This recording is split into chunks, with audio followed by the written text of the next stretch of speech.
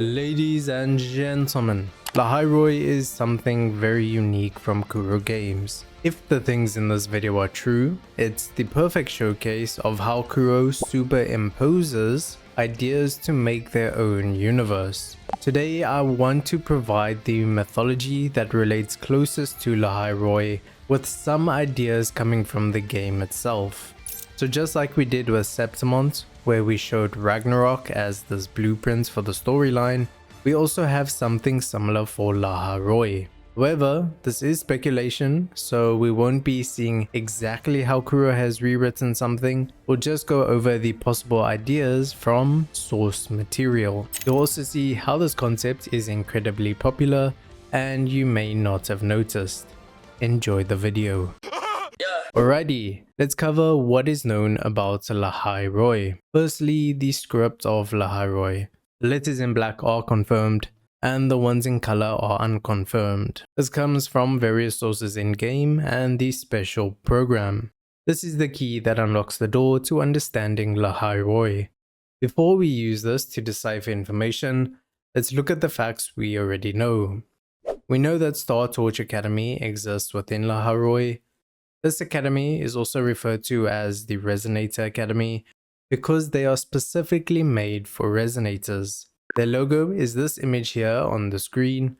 This resembles a double helix structure for DNA, the building blocks for life. Then there is a right-angled triangle representing something that is calculated and constructed. Then specifically for Chisa, there is this symbol here under a line.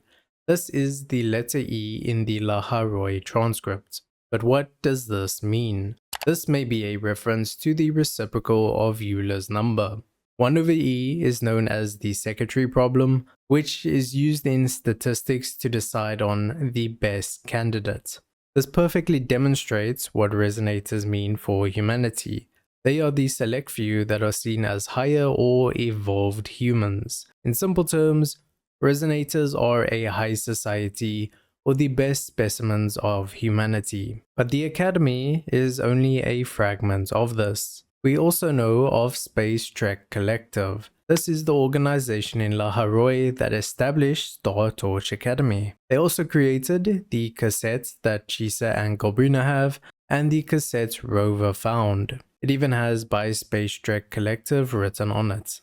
Galbrina's cassette is in the Raguna script, and it does actually contain a spelling error saying fire walk with he instead of fire walk with me like the rest of her attire says. Chisa's cassette also has Rebel written across it. This is a reference to the Rebel curve, which is used to understand resonators' characteristics and stability, developed by Dr. Scott Rebel. So it is highly likely that Dr. Rebel, who has now been name dropped, worked or still works for Spacetrek Collective or Star Torch Academy. So I am expecting that we will expand and learn about his research somewhere during Lahai Roi. Beyond Star Torch Academy and Spacetrek, there is more information that we know. We also know that Lahai Roi is covered in snow and things are constructed beneath the surface. They also have no sentinel and they are sparsely populated. Basically, a subsurface or inner earth advanced civilization. The Fraxidus have also turned their gaze to Lahai Roi. It is time we turn our gaze to our accomplishments in Lahai Roi. So to recap, before the punchline that reveals everything, we have Star Torch Academy, which is this realm for advanced or higher humans known as resonators. We also have Spacetrek Collective, which is a scientific organization possibly relating to astral research. All this advanced technology, institutions, and so on are all built subsurface or beneath the ice caps. So, what piece of mythology is exactly like this? To the Western or English world, this is Agartha. Agartha is a mythology that originated from the Hebrew language and was expanded on thanks to other Oriental languages. The first parallel with Lahai Roi is that its name seems to be derived from Hebrew, the same way Agartha has been. Lahai Roi coming from B. Lahai Roi, mentioned in the book of Genesis, which means well of the living who see me. Agartha is depicted as a utopian society with advanced knowledge and technology, ruled by a great king or master, and is sometimes said to be inhabited by the descendants of lost or ancient civilizations. So we're going to use this as an outline of Agartha. The concept of Agartha in Oriental languages is Shambhala from the Vishnu Purana, which is sometimes referred to as Shangri-La in pop culture after a novel based its story on Shambhala. Another name is Aryavarta, the land of the worthy ones. There's also the Western paradise of Shi Wang Mu from Chinese mythology. While all of these stories have overlapping similarities, they all have one exact common factor. The realms are located or hidden within the Himalayan mountains. I guarantee that you know of stories that use these ideas of Agartha, Shangri-La, Shi Wang Mu, but because they are rewritten, it may not be that evident. For example, Doctor Strange goes to Comatage, a monastery of secret celestial or spiritual knowledge located in Nepal. Or there is Iron Fist and his power connected to Kunlun. Batman from the DC universe trained in Nanda Parbat, which is again Himalayan mountains. In Overwatch, there is the Shambhala Monastery, which is a reference to Shambhala, and Nepal, both which are living sects for healing and spiritual knowledge.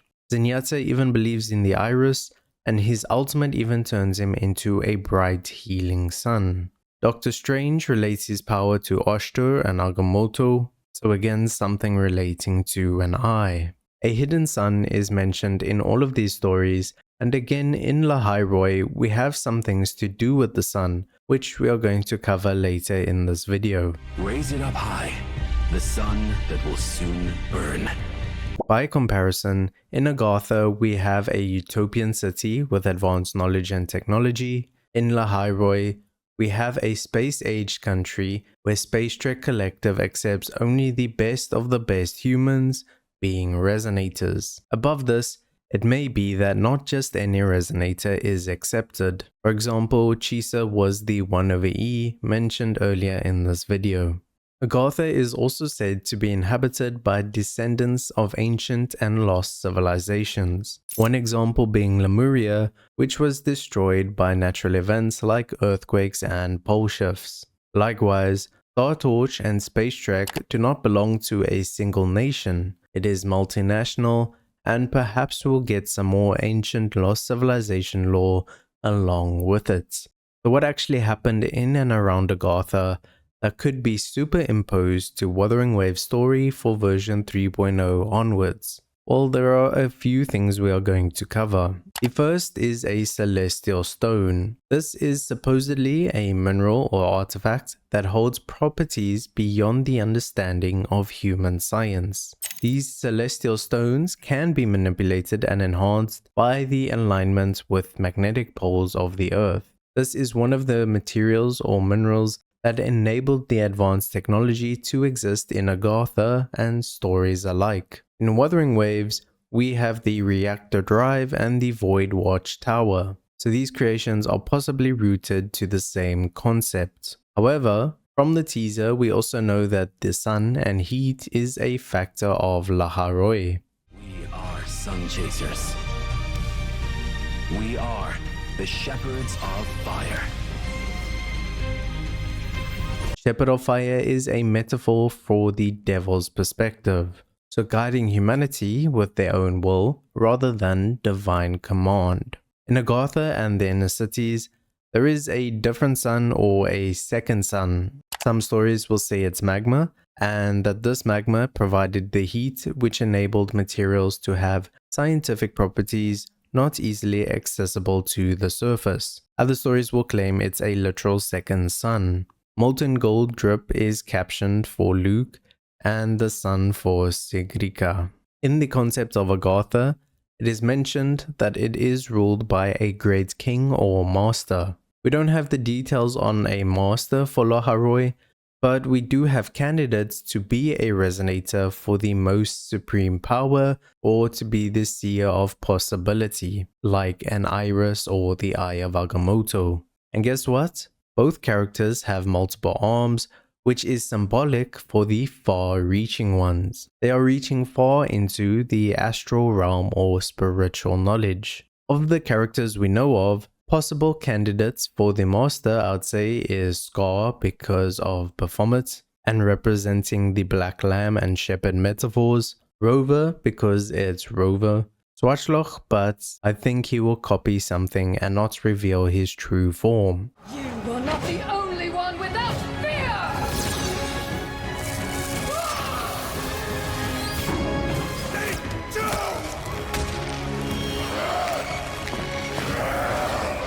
Let the devil. And possibly Dr. Rebel or someone related to Dr. Rebel. The next key element of Agartha is astral projection. To reach Agartha and to understand more of the universe, astral projection is required. Again, if we look at our example, Doctor Strange at Comatage learns astral projection to heal. Astral means relating to the stars. This has been teased many times over in Wuthering Waves. Asteria, Morne, maybe a little bit of Lucilla, Resonance, Shorekeeper, it's all over and important to tethers as well.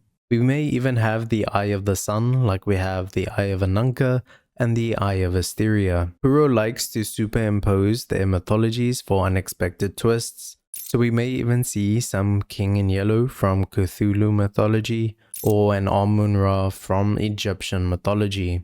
The final element or key idea of Agartha is talking about the civilization and the technology at their disposal.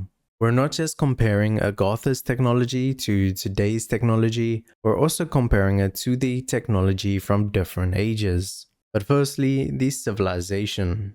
We mentioned earlier that they are a utopian society and a place of refuge for other advanced cities that are destroyed like Lemuria. However, Agartha is said to be the birthplace of humanity before the surface was explored and populated. So there are stories that relate the Garden of Eden to Agartha, or possibly the seed of civilization in Wuthering Waves terms. Where the seed of civilization is buried, ready to thrive. The Garden of Eden is mentioned in the Book of Genesis, just like B. Lahai Roi. As for the physical technology in Agartha, one of the notable advancements was a network of railways.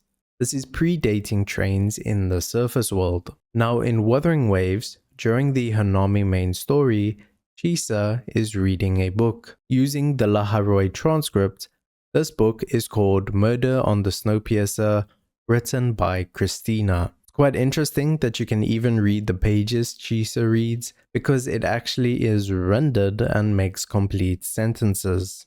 This book is a reference to two different things. Firstly, a book called Murder on the Orient Express. Both have similar covers. There is a movie of this too, but what's extremely interesting is that the original is written by Agatha Christie. So Christie, Christina, but Kuro intentionally left out Agatha, which is derived from Agartha, the very topic we've been talking about in this video. Secondly, instead of the Orient Express, we have the Snowpiercer. The Snowpiercer is a reference to a sci-fi train that carried the last remnants of humanity.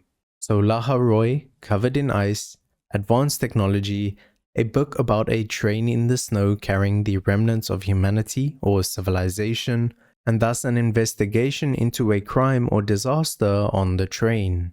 My theory is that perhaps Dr. Rebel and others went missing or were slaughtered before embarking on a breakthrough expedition. And the final piece of technology that Agartha had is a space base that allowed travel to and from other galaxies, tying in with the idea of astral projection, but in a more physical sense. And what do we have in Lahai Roi? Spacetrek Collective, the institute that created the cassettes used by Chisa and others. It says by Spacetrek on it. So this concept of space travel and the idea of astral projecting provides the opportunity for the cyberpunk collab, and even connection to the PGR universes Babylonia and even Ishmael. Ladies and gentlemen, that has been all the information so far that gives us an idea for the possibilities of Lahai Roi, as there are plenty of correlations. With that being said, I want to give you one more example of this entire concept. The good old days of Call of Duty Zombies. Now this made up pretty much my entire childhood. Shepherd of Fire was used as the song for the final chapter of the Black Ops 2 Zombies storyline called Origins. It even referred to how the world of zombies related to the creators and the pursuit of sacred knowledge. There's even one of the other maps that was called Shangri-La, which featured a story of two researchers stuck in a time loop and a fire or sun zombie. Kinda like Konami, but instead it's a dead star, not a sun. Then along came Black Ops 3, which introduced a new timeline trying to fix the old one and featured the Apothecons. These are extraterrestrial octopus-like aliens that are based on Cthulhu mythology and relate to a sun-like artifact. So an octopus that has many tentacles and relates to the power of the sun. Dr. Ock in Spider-Man wants the power of the sun, Zenyatta as we've covered, Doctor Strange as we've covered. I think you can see the pattern. So this is to show how multiple arms can be reimagined as a Cthulhu or squid. So this is to show how Kuro can take this concept of Agartha and make their own unique story with it, but you'll always find the root idea across all stories. That is all for this video. Let me know your thoughts below, and I will see you in the next video.